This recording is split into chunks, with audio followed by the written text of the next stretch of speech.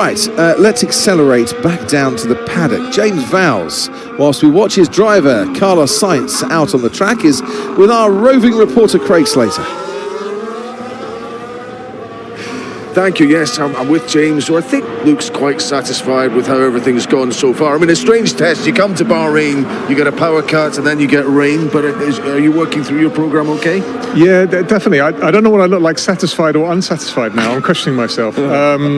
No, as always, it's testing. I mean, what I really love about our sport is I think it's awfully close up and down the field. It's really hard, even for us, to determine where the cars are. I'm just happy that from the second at our shakedown that we ran the car at the door at 10 a.m, it's been working faultlessly since then, and that's great to see. That's a part of it.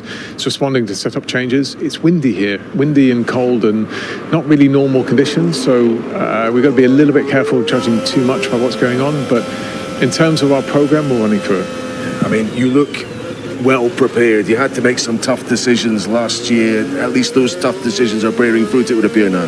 I think that's probably a fair way of putting it. As I've always said all the way through, this is always just an evolution of where we were last year. It's the good pathway. We have lots of great people around us.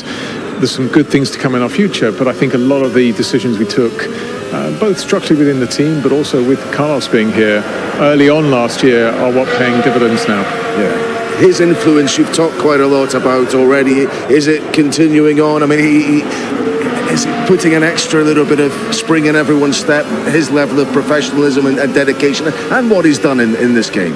You've summarised it well. Yes, he's continuing to, and I expect him to for years. It's not something that is a one-off or when you turn up. In the garage, we have two fierce drivers who know that they have to up the game against each other continuously. It's the best thing you can hope for. Human beings need to be pushed to get the most out of them, and we have that. And I mean that in every positive sense of the word. There's a spring in everyone's step. I think you put it the right way. I often use body language, but there's a level now of understanding. And almost what I'm now seeing on the other side is everyone has to step up.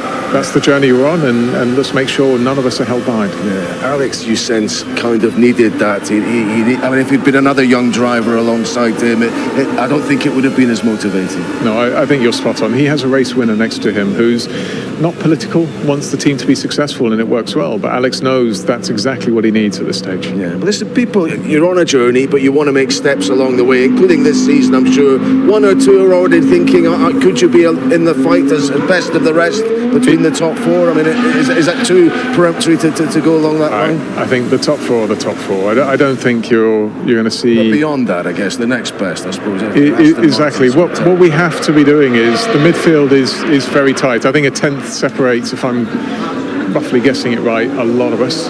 And it's going to be a very close battle. Our job is to make sure we're coming out on top in all of that. Okay, and just finally, any particular cars caught your eye in terms of having made a step? I mean, the McLaren looks good, Ferrari, people are thinking looks significantly enhanced as well. What do you think? I think you summarised it. I'd say the top four. So McLaren, Ferrari, Red Bull and Mercedes have all done good work over the winter. I think a lot of people have. We've all moved forward. Look at the times we're doing now, and they're quick, and people aren't yet properly trying.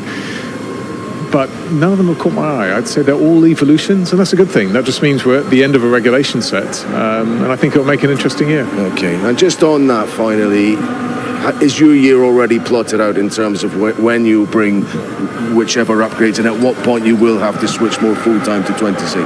Yes.